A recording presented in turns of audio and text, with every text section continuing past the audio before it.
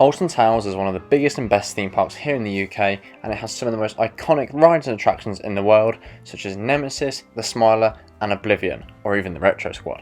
However, what will they potentially add in the future? There is so much potential for future new rides and attractions at the park. This park has such a big budget, such a big, massive fan base, and it'll be really interesting to see where the park goes with their future rides and attractions. So if I was in charge of Alton Towers, this is what I'm going to be doing in the future.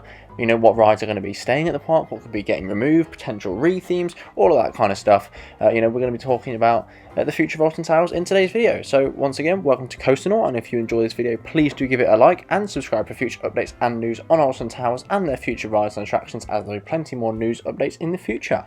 So then, before we get into what I'm going to be adding, let's have a look at what we currently know about the Alton Towers future and a bit about their recent investments over the past couple of years.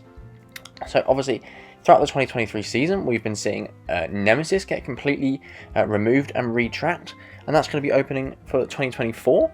This is their 1994 B&M inverted coaster, one of the most iconic coasters anywhere in the world. It has such a unique layout for a B&M invert, ducking and diving in and out of terrains and tunnels that have been made.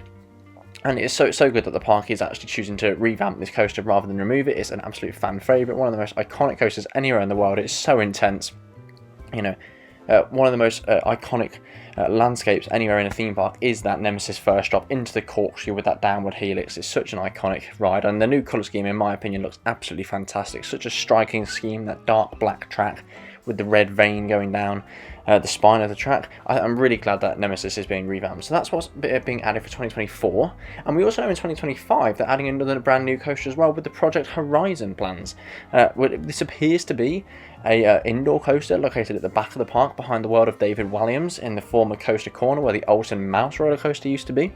And from what we know, or not official from the park, from what we gather online, there's a lot of speculation that this is going to be an Intamin second generation multi-dimension coaster, something similar to the new Uncharted at Portaventura that opened in 2023, or one of the most iconic and best indoor roller coasters anywhere in the world, Studio Tour, that opened at Movie Park Germany. And these rides are fantastic. They have so many different elements. They can have forwards and backwards launches. They can have spikes, turntables, drop tracks.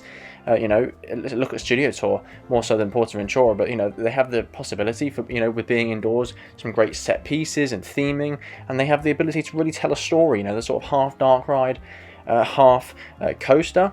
And I think if Alton Towers can do this well, this will add to their fantastic collection of dark rides that they already have at the park. And that brings me on to what they've been adding to the park in recent years.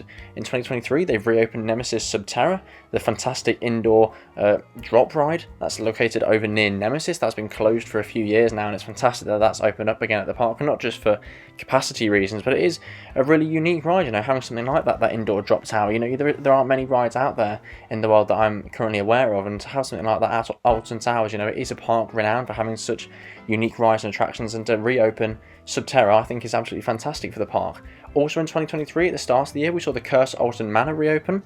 That was obviously the revamp of Jewel and the old haunted house at the park.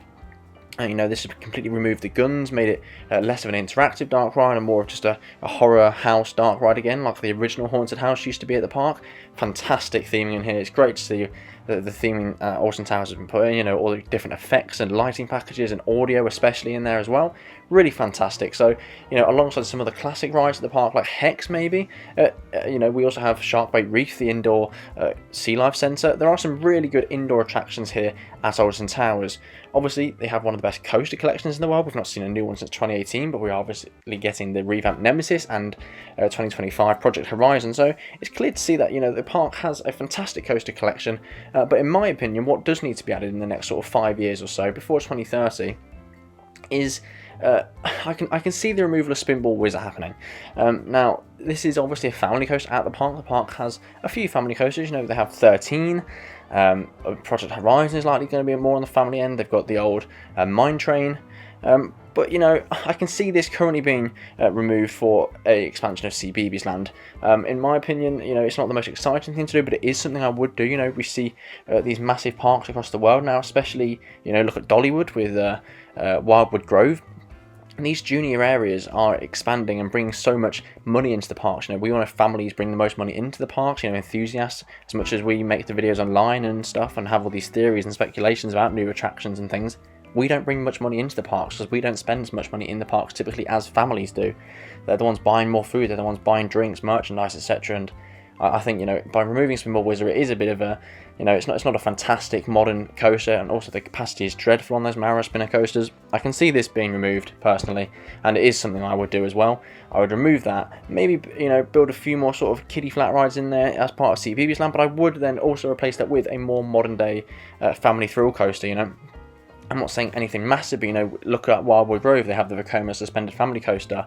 Look at Paulson's Park, they've recently built Storm Chaser, the Max spinning coaster, and Drayton Manor, they're opening a new Intamin lift, hill and launch coaster next year. So it's clear to see that the UK is getting some great family thrill coasters over the past few years, and it would be really good to see a new family thrill coaster open in this location as part of CBeebies Land, something modern, something slightly better than Spinball Wizard, and has better capacity as well, and all themed into that nice CBeebies Land area. So that's the first change I'll make. It's not the most exciting in terms of thrill seekers, but it is something I would do.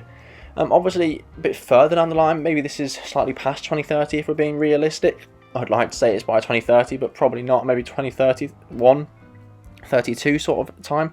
I would be looking at removing Rita. I know it's not the most popular ride at the park, and it is a bit of a memed coaster, but it's not as bad as people think. The Intamin hydraulic launch coasters are fantastic, but we are seeing a lot of problems with those hydraulic launches these days. There's a reason that hydraulic launch coasters aren't built anymore. Everyone's using LSMs or LIMs and air-powered launch coasters. But look at Top Thrill 2, the recent conversion of Top Thrill Dragster at Cedar Point, losing the hydraulic launches and getting the LSMs attached. Accelerator at Knott's Berry Farm has been down all year, and we're just seeing a slow removal or breakdown in the maintenance of these hydraulic launch coasters, and it isn't the most thrilling layout. It's not great, so I'd love to see this replaced with a new modern Intamin launch coaster, something like the newer ones that have opened at parks across the world over the past few years. Obviously Velocicoaster, Tutatis, Pantheon. They're obviously quite tall rides, but Batman, Gotham City Escape at Park 1 in Madrid, that's kept quite low to the ground. Something weaving around that area of the park, amongst all the trees around 13, would be fantastic. A new modern launch coaster for the park, that is definitely what I would do. However, I think what I would do to the park more urgently is, as of the 2023 season, 2024 season I should say, rip out the Retrosquad. They've been here for far too long. Obviously the funfair rides that were added for the 2021 season after COVID to help with the capacity at the park, they look dreadful. They've stayed here for far too long. I don't think much needs to be said on there. So rip out the Retrosquad, and even if it has to be gradual, don't get me wrong, I would love to see a load of modern day flat rides added to the park. Some of the Zamperla ones, maybe Nebulas, would be fantastic for the park, but something dotted all around the park. Have one in Forbidden Valley, have one over by Rita and 13, have one over in X Sector. We need more modern day flats at the park. We need definitely some more thrilling flats, but also some family flats as well. There aren't many family flats at the park. The ones that we do have over in Mutiny Bay are quite typical. Parks have these rides, like the Teapot ride and the Rockin' Tug. These aren't exactly standout flat rides. Alton Towers has a fantastic coaster collection, as we've just spoken about, a fantastic dark ride collection, but flat rides at Alton really are bad. Even before the Retrosquad, removing Ripsaw, Enterprises had maintenance problems for years. There really is a massive lack of flat rides at the park. So personally, need to increase the quantity of flat rides and the quality of flat rides at the park. I'd love to see all at once, as of the 2024 season next year, 5 new Zamperla flat rides come to the park, dotted all around, Thrill and Family, but we know it's not going to happen. They've made a massive investment reinvesting into Nemesis. We know there's another new coaster coming in 2025, but even if the flat rides can't be added straight away and it does lower capacity again, get rid of the Retrosquad as of the 2024 season. They look dreadful. They're taking away from the theming at the park, which is fantastic. Alton is known for its fantastic theming. Get rid of them. They're ruining the areas. Makes you feel like you're in a fun fair, not an immersive theme park. It's just not good enough. They have to go. If that means then slowly adding flats over the next sort of 5-6 years, one a year, fine, do it. Add them one a year though. Don't do one and then leave it 3 years. We desperately need new flats at the park, also for capacity reasons as well, like I say. And yeah, there are some fantastic choices out there in the market these days, but that's personally what I would do if I was in charge of Alton Towers. I'd expand CBeebies Land by knocking down Spinball Wizard, putting a new family thrill coaster along with some more junior flats there.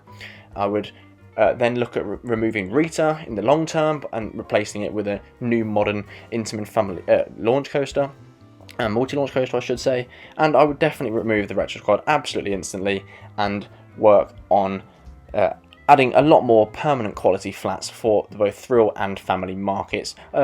A sort of a side note here that Alton have really improved their events over the past few years, but I would definitely look into improving the events throughout the season as well, especially Scarefest. You know, that's noticeably worse than Thought Park Friday Nights at this point, and I do think a bit more work needs to go into some of the events, although there has been a slow improvement in the events over the past few years at the park.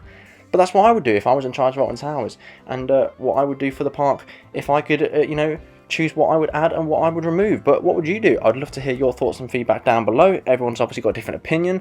I'd love to hear what you would do to Alton Towers. It's a fantastic park, fantastic rides already, and I'd love to see what you would add to the park if you were in charge. Thank you very much for watching the video. If you did enjoy, please do give it a like. It massively helps out the channel. Subscribe for more, and I'll see you in the next one. Thank you very much for watching.